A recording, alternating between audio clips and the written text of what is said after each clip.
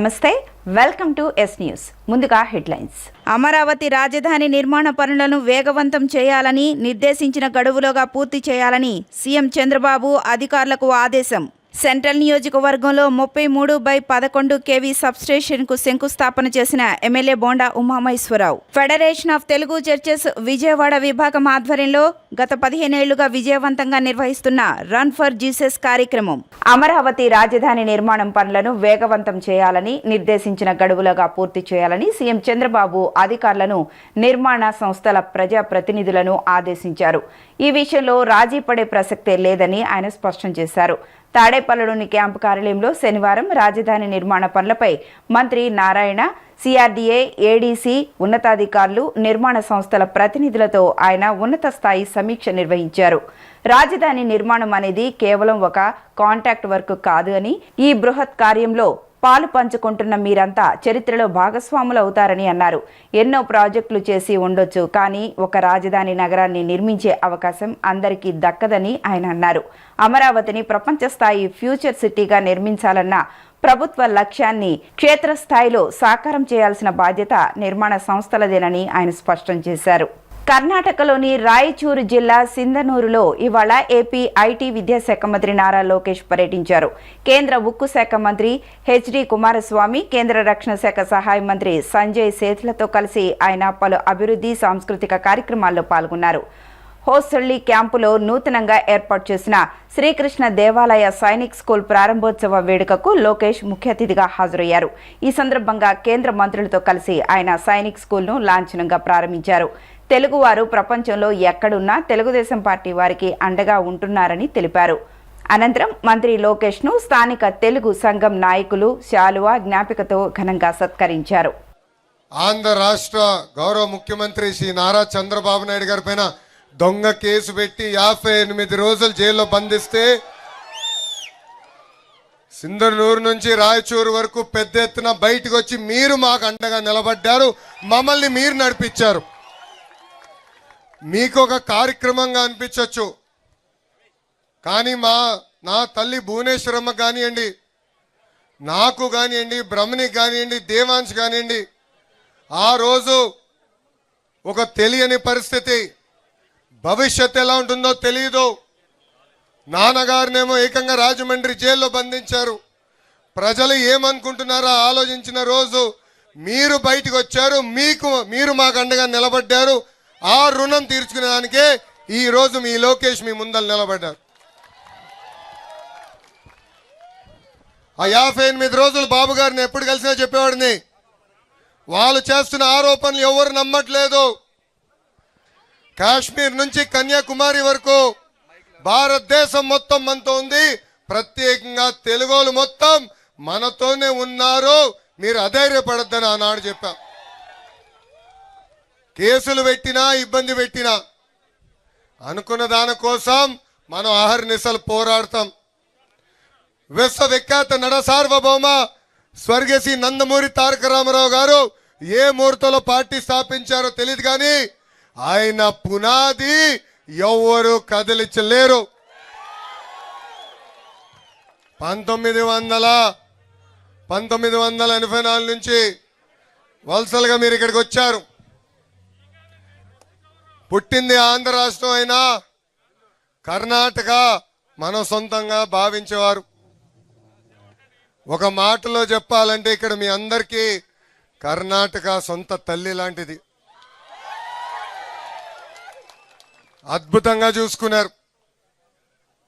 మన నినాదం ఒకటే, తెలుగోలు ఎక్కడున్నా చల్లగా హాయిగా ఉండాలి, వాళ్ళకి అండగా నిలబడుతుంది ఆ పసుపు జెండా తెలుగుదేశం పార్టీ. రాష్ట్ర వ్యాప్తంగా గత 20 నెలల్లో ముఖ్యమంత్రి నారా చంద్రబాబు నాయుడు నాయకత్వంలో విద్యుత్ రంగంలో విప్లవాత్మక మార్పులు తీసుకువచ్చామని ప్రభుత్వ విప్ ఎమ్మెల్యే బోండా ఉమామహేశ్వరరావు అన్నారు.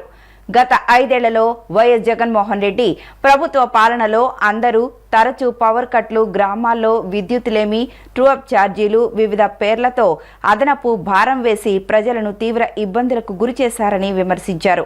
ఆ సమయంలో ప్రజలు కరెంటు బిల్లులు చెల్లించలేక ఇబ్బందులు పడిన పరిస్థితిని తాము ప్రత్యక్షంగా చూశామని అన్నారు. 36వ డివిజన్ గాంధీనగర్ ఏలూరు లాకుల వద్ద AP central power distribution company limited ఆధ్వర్యంలో 33/11 kV విద్యుత్ సబ్స్టేషన్ శంకుస్థాపన కార్యక్రమం ఘనంగా నిర్వహించారు. ఈ కార్యక్రమానికి ముఖ్య అతిథిగా ప్రభుత్వ విప్ సెంట్రల్ నియోజకవర్గ శాసనసభ్యులు బోండా ఉమామహేశ్వరరావు పాల్గొన్నారు. ఈ సందర్భంగా బోండా ఉమా మాట్లాడుతూ రాష్ట్ర వ్యాప్తంగా గత 20 నెలల్లో ముఖ్యమంత్రి నారా చంద్రబాబు నాయుడు నాయకత్వంలో విద్యుత్ రంగంలో విప్లవాత్మక మార్పులు తీసుకువచ్చామని తెలిపారు. గత 5 ఏళ్లలో వైఎస్ జగన్మోహన్ రెడ్డి ప్రభుత్వ పాలనలో తరచూ పవర్ కట్లు, గ్రామాల్లో విద్యుత్తులేమి, ట్రూ అప్ ఛార్జీలు, వివిధ పేర్లతో అదనపు భారం వేసి ప్రజలను తీవ్ర ఇబ్బందులకు గురిచేశారని విమర్శించారు. ఆ సమయంలో ప్రజలు కరెంటు బిల్లులు చెల్లించలేక ఇబ్బందులు పడిన పరిస్థితిని తాము ప్రత్యక్షంగా చూశామని అన్నారు. రాష్ట్ర వ్యాప్తంగా గత 20 నెలల్లో చంద్రబాబు నాయుడు గారు ముఖ్యమంత్రి అయినాక విప్లవాత్మకమైనటువంటి మార్పులు పవర్ సెక్టార్లో తీసుకొచ్చాం. గత 5 సంవత్సరాలు వైసీపీ పరిపాలనలో పవర్ కట్లు, గ్రామాల్లో పవరే ఉండనటువంటి పరిస్థితి నుంచి ప్రజల మీద ప్రతి నెల విపరీతమైనటువంటి ట్రూ అప్ ఛార్జీలు, అనేక అర్థం కాని పేర్లతో సర్ఛార్జీలు, లోడ్ ఛార్జీలు అన్నీ మరి కన్జంప్షన్ డిపాజిట్లని విపరీతంగా ప్రజల మీద భారాలు వేసేవాళ్ళు. ఆ రోజు మేము ప్రజల దగ్గరికి వెళ్ళినప్పుడల్లా ప్రజలు కరెంటు బిల్లులు చూస్తేనే మాకు షాక్ కొడుతుంది, కరెంటు బిల్లులు కట్టలేక మేము ఇబ్బందులు పడుతున్నామని చెప్పి అనేకసార్లు చెప్పడం జరిగింది. మేము ఆ రోజే మాట ఇచ్చాం, తెలుగుదేశం ప్రభుత్వం అధికారంలోకి వచ్చినాక ఖచ్చితంగా కరెంటు బిల్లులు తగ్గిస్తామని చెప్పాం, నాణ్యమైన కరెంటు ఇస్తామని చెప్పాం, కరెంటు కోతలు లేకుండా చేస్తామని చెప్పాం. ఇచ్చిన మాట మీద ప్రకారం 20 నెలల పరిపాలనలో ఏ రాష్ట్రంలో జరిగినటువంటి విధంగా కరెంటు బిల్లుల్ని తగ్గించినటువంటి రాష్ట్రం ఆంధ్రప్రదేశ్ ఈ ప్రభుత్వం. గతంలో ట్రూ అప్ ఛార్జీలని వాళ్ళ ట్రూ డౌన్ ఛార్జీలుగా పెట్టి అన్ని రకాలుగా కూడా ప్రజలకి ఇబ్బందులు లేకుండా చేస్తూ ఉన్నాం. అలాగే సోలార్ పవరు పెద్ద ఎత్తున కేంద్ర ప్రభుత్వం నరేంద్ర మోడీ గారు ఇచ్చినటువంటి పథకం ఈ సోలార్ సూర్య గారు ఏదైతే ఉందో దాన్ని పెద్ద ఎత్తున ప్రమోట్ చేస్తూ ఉన్నాం. సోలార్ పవర్ పెట్టుకున్న ప్రతి ఒక్కళ్ళకి భవిష్యత్తులో 0 కరెంటు బిల్లు, అంటే ₹1 కూడా మీకు కరెంటు బిల్లు రాదు, అది మేము హామీ. అలాగే సబ్సిడీ మీద వాళ్ళు ఇస్తున్నటువంటి దీన్ని పెద్ద ఎత్తున ప్రజలు సద్వినియోగం చేసుకోవాలి. ఇవాళ ఎన్టీఆర్ డిస్టిక్ సిపిడిసిఎల్ అధికారులు సమర్థవంతంగా పనిచేస్తూ ఉన్నారు. ముఖ్యంగా ఎస్సీ గారు హనుమయ్య గారు, అలాగే ఈ గారు కొండలరారు, ఇంకా ఏఈలు, జేఈలు, డిఈలు అందరూ కూడా సమర్థవంతంగా టీమ్గా ఎన్టీఆర్ సిపిడిసిఎల్ టీమ్గా పనిచేయడం వల్ల నాణ్యమైనటువంటి విద్యుత్తు, ఎక్కడ ఇంటరప్షన్ లేని పవర్ని ఇవ్వటం వల్ల ప్రజలు సంతోషం వ్యక్తం చేస్తూ ఉన్నారు. ఇవాళ సెంట్రల్ నియోజకవర్గంలో 2 సబ్స్టేషన్లు మంజూరు చేయించాం. 6 కోట్ల రూపాయలు ఒకటి, ఇంకోటి 6 కోట్ల రూపాయలతో ఒకటి. ఆ రెండిట్లో ఒకటి ఏలూరు రాకుల దగ్గర ఇప్పుడు శంకుస్థాపన చేయడం జరిగింది, సంతోషంగా ఉంది. ఈ రెండిట్ల వల్ల సెంట్రల్ నియోజకవర్గంలో ఏ డివిజను, ఏ రోడ్డు, ఏ వార్డు కూడా లో పవరు, లో వోల్టేజీలతో ఇబ్బంది పడే ప్రసక్తి ఉండదు, పవర్ కట్లు వచ్చే ప్రసక్తి ఉండదు. అన్ని రకాలుగా రాబోయే ఈ సమ్మర్ని ఎదుర్కోవడానికి జాగ్రత్తలు తీసుకుంటున్నాము. ఖచ్చితంగా భవిష్యత్తులో నాణ్యమైన కరెంటు, ప్రజలకి కరెంటు ఛార్జీలు పెరగకుండా, విద్యుత్ భారం పడకుండా అన్ని చర్యలు తీసుకుంటామని తెలియజేసుకుంటూ మంచి కార్యక్రమం ఈ శంకుస్థాపన సంతోషంగా ఉందని కూడా తెలియజేస్తూ అధికారులందరినీ అభినందిస్తాం. రాష్ట్ర ప్రభుత్వం ప్రవేశపెట్టిన బడ్జెట్ కేవలం గణాంకాలకే పరిమితం కాకుండా దాని ఫలాలు సామాన్యునికి చేరాలని విజయవాడ తూర్పు ఎమ్మెల్యే గద్దె రామ్మోహన్ రావు ఆకాంక్షించారు.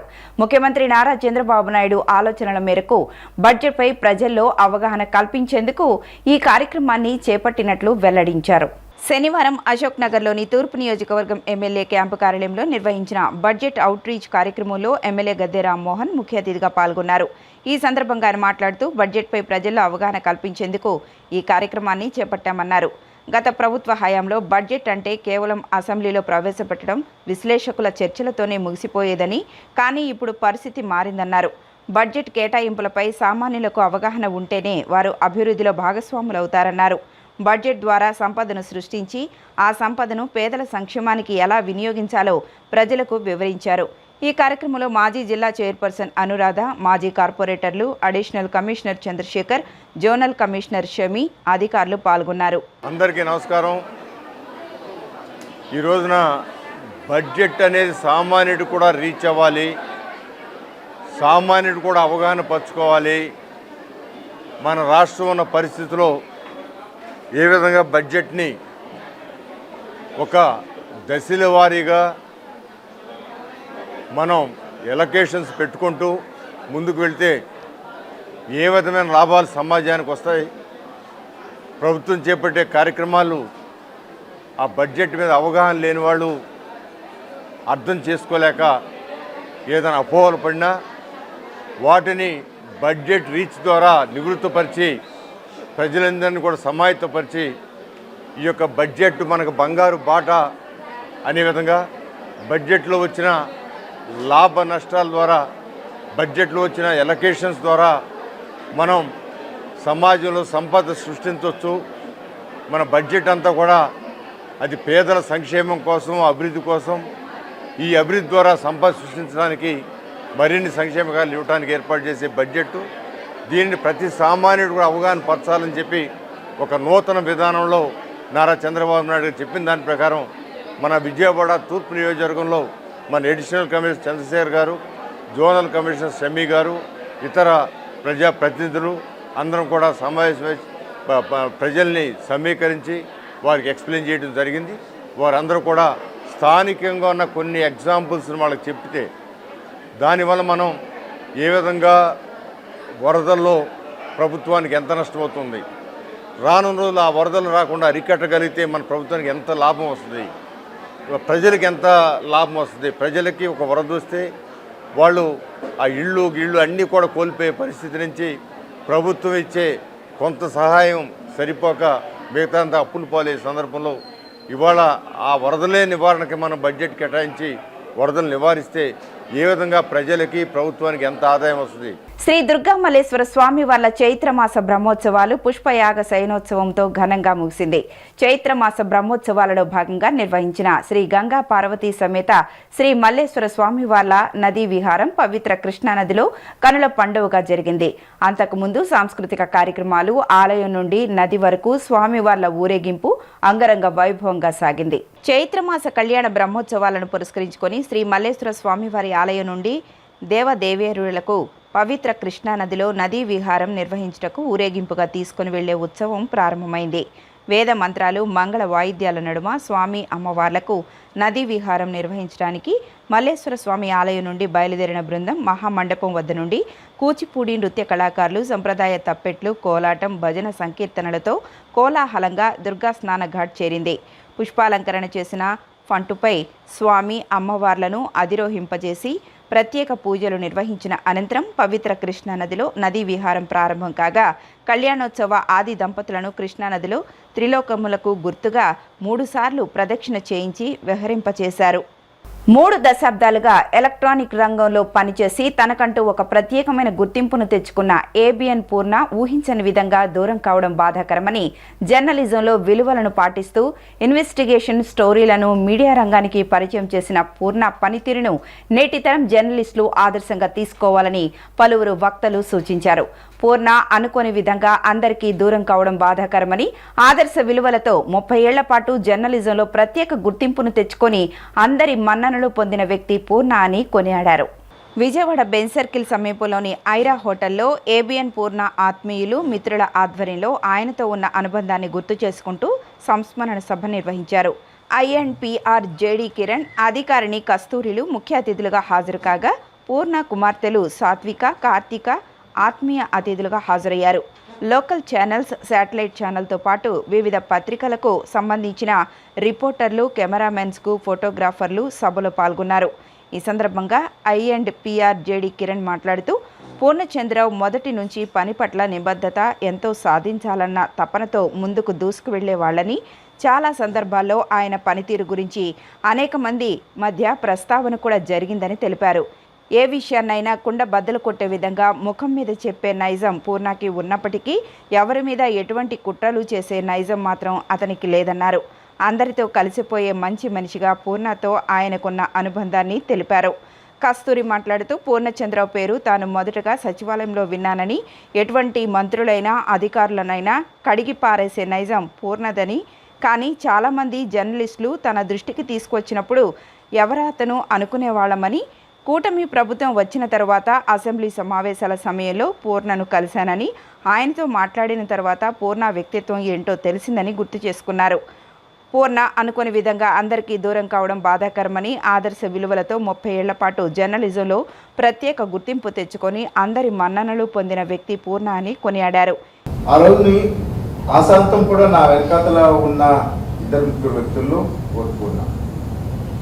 పూర్ణకి ఫెటర్నిటీ మీద, జర్నలిస్ట్ ఫెటర్నిటీ మీద ఒక భిన్నమైన అభిప్రాయం ఉన్న వ్యక్తి. మళ్ళీ తిరిగి నేను ఢిల్లీ వెళ్ళిపోయాను. ఢిల్లీ నుంచి మళ్ళీ తిరిగి అప్లికేషన్ అప్పుడు మధ్యలో వచ్చినప్పుడు తర్వాత కలిసింది కూడా. ఎందుకంటే ఢిల్లీలోనే నాతో శరత్ ఉన్నాడు, అలాగే శ్రీకాంత్ ఉన్నాడు. నేను తిరిగి వచ్చినాక ఇక్కడ నాకు మళ్ళీ స్వాగతం పలికింది పూర్ణ. అప్పుడు పూర్ణ ఎప్పుడైందంటే సిస్టమ్ మారాక నేను ఇప్పుడు జర్నలిస్ట్ని, నేను ఇప్పుడు కెమెరా జర్నలిస్ట్ని కాదు, నేను రియల్ జర్నలిస్ట్ని అని చెప్పాను. I felt very happy on the day. ఎందుకంటే ఒక గ్రోత్కి పూర్ణ కూడా ఒక ఐకాన్. ఎందుకంటే కెమెరా వెనకాల నుంచి కెమెరా ముందుకు వచ్చాడు పూర్ణ. విజయవాడ భవానీపురం స్వాతి రోడ్లో జాయివోరా రెస్టారెంట్ను ఏర్పాటు చేశారు మాజీ ఎమ్మెల్యే జలీల్ ఖాన్. రెస్టారెంట్లో తయారు చేసిన నోరూరించే వంటకాలను రుచి చూశారు. పశ్చిమ నియోజకవర్గంలో ఎక్కడా లభించని వంటకాలు ఇక్కడ లభిస్తున్నాయని ఆయన తెలిపారు. ప్రజలు కుటుంబ సమేతంగా రెస్టారెంట్కు విచ్చేసి కొత్త రుచులను ఆస్వాదించాలని కోరారు. విజయవాడ పశ్చిమ నియోజకవర్గం ప్రాంత ప్రజలకు నోరూరించే సరికొత్త వంటకాలను రుచి చూపించేందుకు విజయవాడ భవానీపురం స్వాతి రోడ్లో జాయివోరా రెస్టారెంట్ను ఏర్పాటు చేశారు. మాజీ ఎమ్మెల్యే జలీల్ ఖాన్ రెస్టారెంట్ను ప్రారంభించారు. రెస్టారెంట్లో సరికొత్త రుచులను అందిస్తున్నారని, 50 రకాలకు పైగా వెరైటీలు ఉన్నాయని చెప్పారు. పశ్చిమ నియోజకవర్గంలో అనేక హోటల్స్ ఉన్నాయని, కానీ ఈ స్టైల్లో ఇటువంటి వంటలు, సరికొత్త రుచులు ఎక్కడా లేవన్నారు. కొన్ని వంటకాలను రుచి చూశానని, చాలా రుచికరంగా ఉన్నాయన్నారు. 50 రకాల స్టార్టర్స్ ఉన్నాయన్నారు. ప్రజలు కుటుంబ సమేతంగా రెస్టారెంట్కు విచ్చేసి కొత్త రుచులను ఆస్వాదించాలని కోరారు. రెస్టారెంట్ నిర్వాహకురాలు షబీనా మాట్లాడుతూ, చైనీస్, కాంటినెంటల్, చాట్స్ అన్ని వెరైటీలు నాణ్యతతో రుచికరంగా అందిస్తామని అన్నారు. విజయవాడలో ఎక్కడ లభించని చైనీస్ ఐటమ్స్ ఇక్కడ లభిస్తాయని తెలిపారు. తమ మెనూలో 60 రకాల వంటకాలు ఉన్నాయని అన్నారు. నగరవాసులందరూ ఒకసారి రెస్టారెంట్కు విచ్చేసి కొత్త వంటకాలను రుచి చూడాలన్నారు. పశ్చిమ నియోజకవర్గంలో చాలా హోటల్స్ ఉన్నాయి, కానీ ఈ స్టైల్లో ఇటువంటి వంటలు లేటెస్ట్ రకరకాలైన వస్తువులు పశ్చిమ నియోజకవర్గంలో లేదు. దీనివల్ల పశ్చిమ నియోజకవర్గ ప్రజలకు కూడా ఇన్ని రకాలైన టేస్ట్లు ఉంటాయని తెలియజేయటానికి గతంలో మొగలాస్పురంలో ఇలా హోటల్ ఒకటి ఉంది, దాన్ని ఇక్కడ పెట్టడం జరిగింది. కొన్ని 2 ఐటమ్స్ టేస్ట్ చేశాం, చాలా టేస్టీగా ఉంది. స్టార్ హోటల్స్లో కూడా ఉండదు. కాబట్టి ఇది పశ్చిమ నియోజకవర్గానికి మంచి అవకాశం. ఎంతసేపు భోజనం, బిర్యానీ కాకుండా స్టాటస్ కనీసం లేకపోతే 50 రకాలు అయినా. దీనివల్ల పశ్చిమ నియోజకవర్గానికి కూడా ఒక హుందాతనం తెచ్చే కార్యక్రమంగా చెప్పుకోవాలి.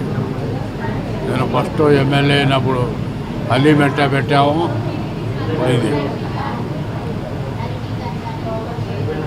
ఇది జనానికి తెలిస్తే ఖాళీ ఉండదు, అంతా రష్ అవుతుంది.